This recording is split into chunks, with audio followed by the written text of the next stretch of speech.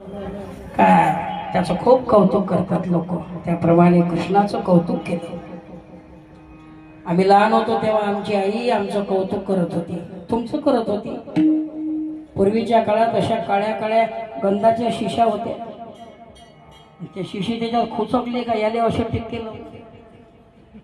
हा मस्त दिशे काळा काळा काजळ. मग त्याची आई लाड करे, वा काय बाळ्या दिसतो माझा, पंढरीचा पांडुरंग तरी दिसतो काय याच्या समोर. आता कोणी लाड नाही करत. लहान लेकरू कोणाचंही राहू द्या पटकन करतो, ये ये ये. म्हाताऱ्या माणसाले म्हणते काय लोक ये ये ये, कारण तो उचलतच नाही कोणाला.